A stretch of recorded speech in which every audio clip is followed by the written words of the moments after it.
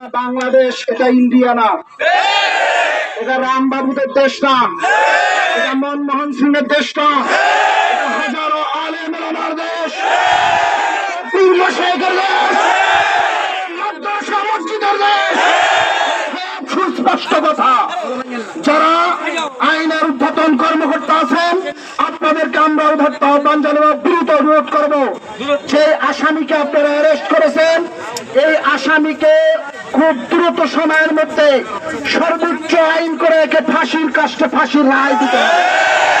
আর যদি কোন হুকুমে, কোন ফোনে, কোন তদবিরে এই আসামিকে ছেড়ে দেওয়া হয় তাহলে এদেশের তাওহীদি জনতা নিজ হাতে আইন তুলে নিতে পারবে। অতএব আজকের এই সিগন্যাল 1 নম্বর সংকেত দিয়ে যাচ্ছি। এরপরে সিডার হবে, ঘূর্ণিঝড় হবে, টর্নেডো হবে। মতো ক্ষমতা এদেশের কোন জনগণের নাই, সরকারের নাই, প্রশাসনের নাই। আমরা আজকে দেখেছি ওনার পরিবার থেকে একটি সাজানো নাটক দিয়ে প্রচার করেছে। নাটকটা কি? তারা বলেছে সেখানে তার দোকানে টাকা নিয়ে কম বেশি হয়েছে, এজন্য তিনি এটা প্রতিহিংসামূলক একটি ষড়যন্ত্র করেছে।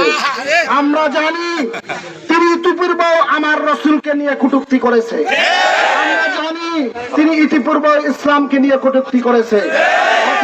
এ ধরনের কোন কথা দিয়ে যদি ধামাচাপা দেওয়া হয় তাহলে মনে রাখবেন এমন আগুন জ্বলবে যে আগুন সাগরের পানি দিয়েও নিভাইতে পারে। আরেকটি কথা বলে শেষ করতে চাই, আমরা ততক্ষণ পর্যন্ত শান্ত আছি যতক্ষণ পর্যন্ত আইন এটার পদক্ষেপ না নিবে। আমরা আইনের প্রতি শ্রদ্ধাশীল থাকবো সকলেই। আমি আপনাদের কাছে উদাত্ত আহ্বান জানাবো, কোন ভাই নিজ হাতে আইন হাতে উঠিয়ে নিবেন না।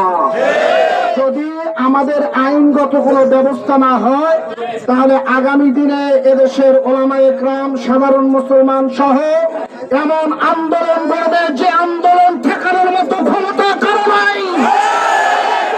সাবধান করে দিতে চাই।